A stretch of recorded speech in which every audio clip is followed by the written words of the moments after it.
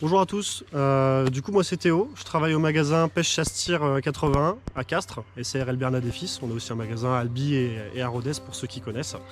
Le magasin de Castres du coup il est tout neuf et aujourd'hui on est là pour vous présenter quelques nouveautés qui m'ont tapé dans l'œil pour l'ouverture carnassier 2025. Pour cela, on se retrouve aujourd'hui sur un petit lac avec une eau cristalline qui va nous permettre de pouvoir vous présenter les leurres sous l'eau en vidéo subaquatique, que vous puissiez voir leur nage et vous donner 2-3 petits conseils pour leur utilisation pour réussir votre ouverture.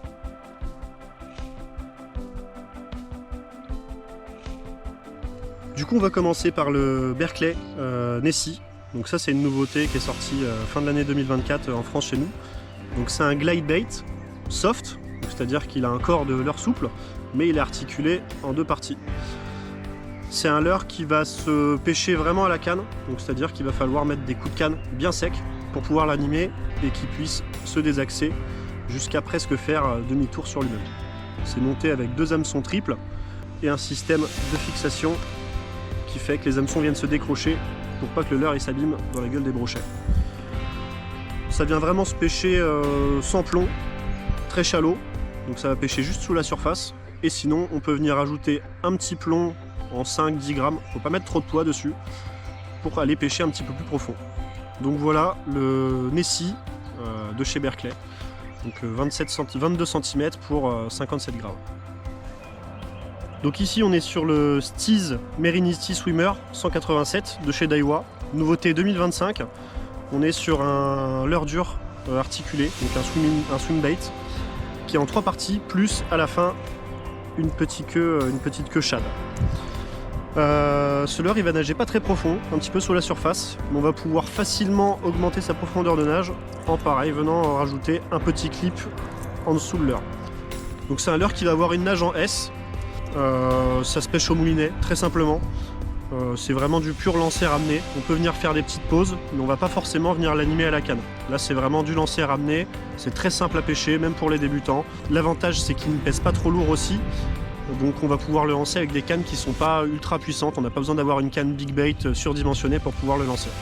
Il est monté sur des émerillons barils pour les hameçons, ce qui va permettre de ne pas décrocher les brochets qui pourraient venir prendre appui sur le leurre.